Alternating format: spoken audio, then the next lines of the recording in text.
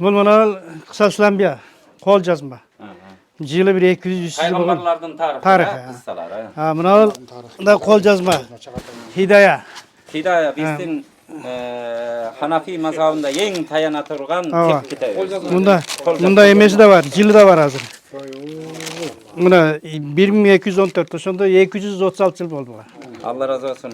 Halil Damdavız şu Hidaya kitabını Kırgız salap çıkan en birinci Kırgız salap çıkan. Мына ошо кыргызчалар, Mına Kırgızça mına Halil Damda 3 tom bu damda ya? 3 tom, 3 tom. 3 tom mına. Bir tom bir yakta. Şu kitapta Kırgız salap. Mına şunu kızıp yazıp çıkan. Üçüncü tom var bu yerде. Мына сайыздын убагында китеп жок. Китеп жазганбыз. Бул мына биздин кол жазмалар. Кол жазма. Жок, бул хади саркандай эмелер. Мына оксоңуз. Ya siz yazgansınız mı? Мен жазгам. Китеп жок. 30 жашка жетпеш. Мына Куран жок. Куранды курап өзүбүз жазчубуз. Мына менин кол жазма Куран. Siz yazgansınız. Мен жазгам. Kur'an'da toluk. Жок, толук эмес, жок жерлерин жазгам. Жок жерлерин толуктап жазгам. Мына алды ошондой Куран жок эле ал убакта. Мында ушул баш аягын кол жазганбыз да. Мына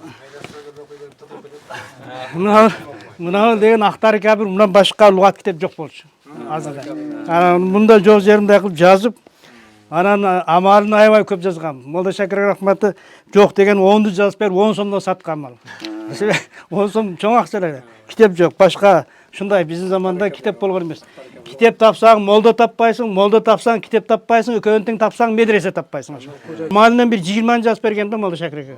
Ал киши окуду жок да. Ал аз эле китептер, канча парак. Окуу жайы башталган. Мына мен окуу жайы баштаганда ушуну мен баштагам муну 93-жылы. 93-жылы.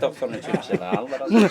Муну коюп койгом. Алгесте мындай бар киши. Мындай бар киши. Ооба. Ошол. Мына Муктасардын кол жазмасы. Карасаңыз бул Муктасар илгери ушундай азыркы молдолор мында окуй албайт экен көбү. Мына кол жазма мени. Кол жазма менен эме истер. Ошол биздин азыр байлыгыбыз эле ушул. Башка эмес жок. Мынанда кифая бар. Мына салмагы 5 килограмм чыгар мына. Мында эски китептер бар. Шарахана кифая бар? Ооба. 300 жылдык китеп бар. 300 жылдык ана. Мыналарды 100 сомдон сатып алганбыз. 100 сом деген азыр $150 турат ал убакта. Китеп жок да, китеп табылса гана. Мына Мажмаил Максут Муктасардын түркү шархысы. Муну 700 сомго ачабыз. 700 сомуңуз азыр $1000 болот. Муну мен өзүм басып чыгаргам 2000 сомдон сатам. 2000 сом эле. Ушундай. Максаттан барбы да мулар? Бар. Болду, алабыз.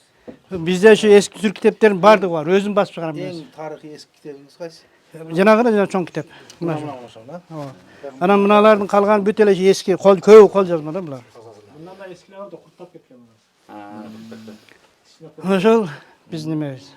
Чоң рахмат. Сиздердин келген чоң рахмат. Bir ajekeme эме damdaga bir dua kılın. Amin. Allah Taala ömrünüz uzun kılsın. Amin.